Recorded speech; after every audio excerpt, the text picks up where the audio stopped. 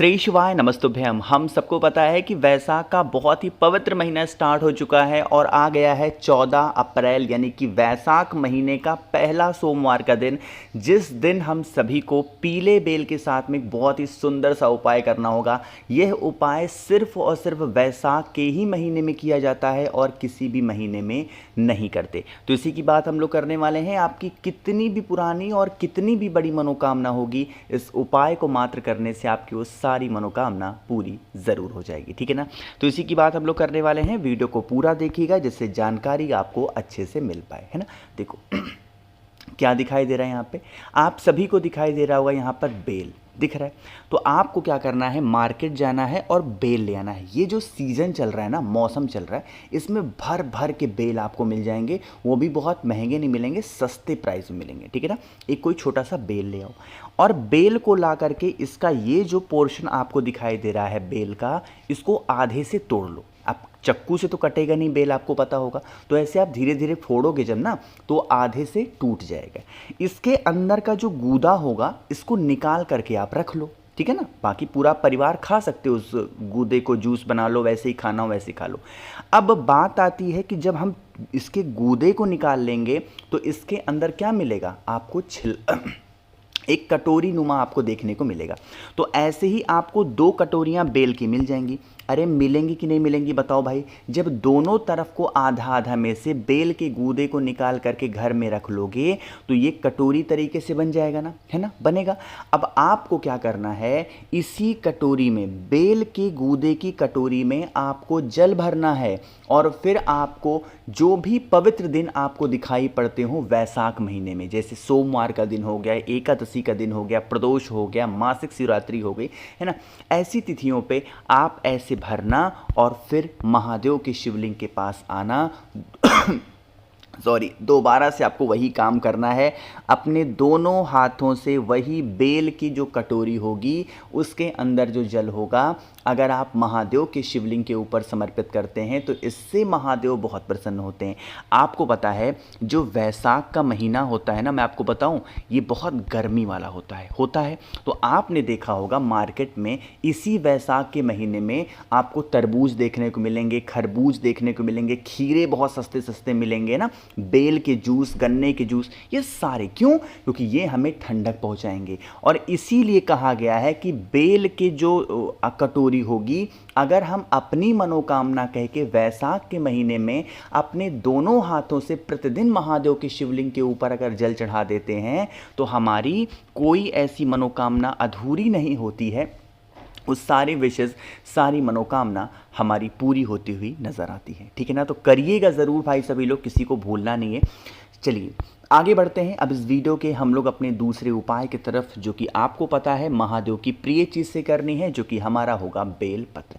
अब बेल पत्र के उपाय हम करने जा रहे हैं, तो सबसे पहले समझ लेते हैं इस उपाय के बेनिफिट क्या है, यानी कि फ़ायदे क्या हैं। हम कोई भी काम करते हैं जीवन में, चाहे वो कुछ भी करें, तो किसके लिए करते हैं, अपने अंदर की संतुष्टि के लिए करते हैं ना, कि भाई हम चलो संतुष्ट रहें, हमारा ये काम हो जाए, इसीलिए तो करते हो। तो फ़ायदे जानना ज़रूरी है। ये आपके जीवन के किसी भी प्रकार के कष्ट को दूर करने का इससे आसान और इससे सुंदर उपाय नहीं हो सकता। ठीक, इसके लिए हमें क्या ज़रूरत पड़ने वाली है, आपको बेलपत्र लेनी है। कितनी बेलपत्र लोगे, मात्र 1 बेलपत्र, बस, इससे ज़्यादा लेना ही नहीं है। सिर्फ 1 बेलपत्र लो और आपको यहाँ दिखाई दे रहा होगा तांबे का लोटा, लेकिन तांबे के लोटे में जल आपको भरना है। साथ ही साथ कष्ट को दूर करने के लिए अगर आपको इत्र मिल जाता है तो आप इस कलश के अंदर क्या डालोगे, अरे बताओ भाई क्या डालोगे, इत्र डालेंगे। चीज़ें क्लियर हो रही हैं क्या, तो इत्र डाल देना।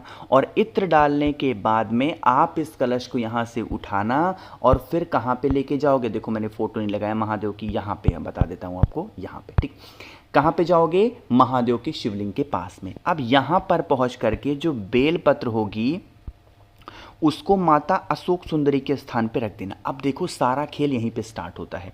इस उपाय का नाम है 10 बार जल। कितनी बार, 10 बार।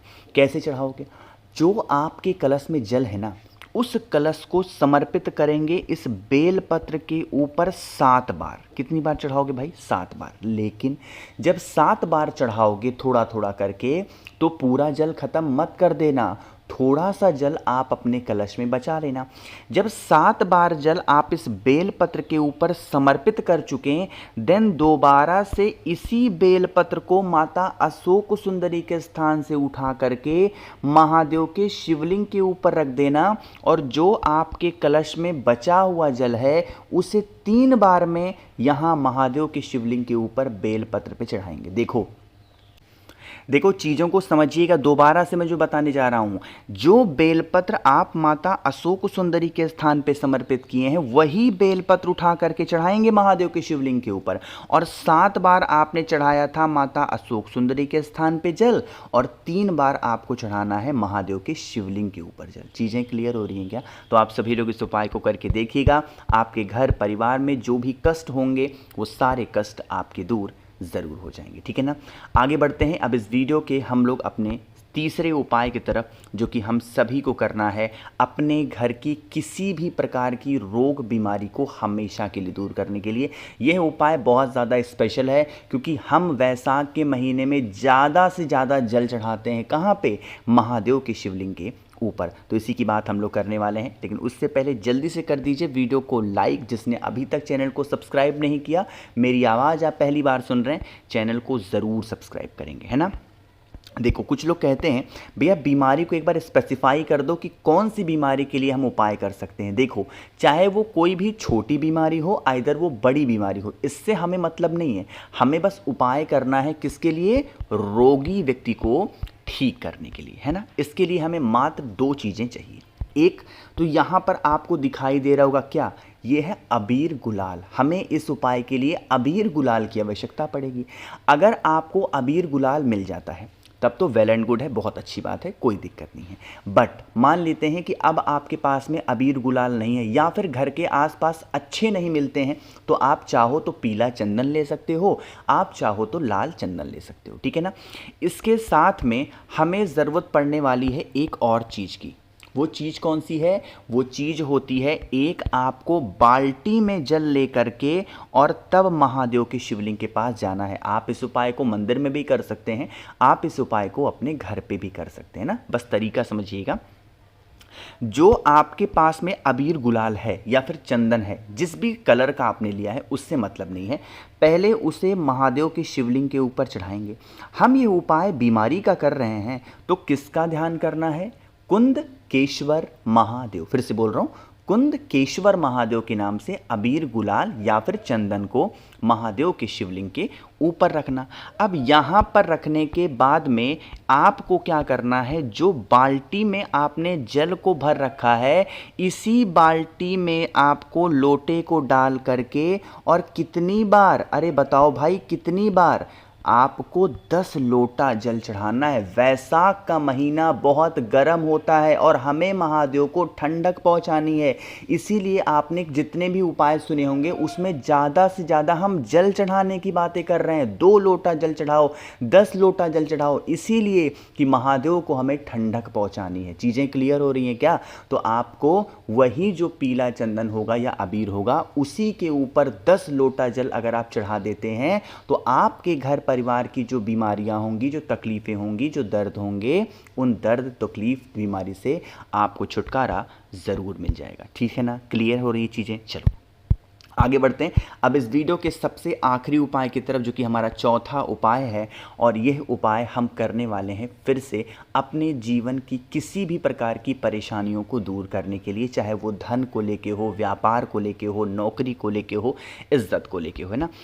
इसके लिए दोबारा से हमें वही काम करना है। आपको लेना होगा इस बार 3 बेलपत्र। कितनी बेलपत्र लोगे भाई? 3 बेलपत्र, जो कि बहुत ही प्यारी सी हो, सुंदर सी हो।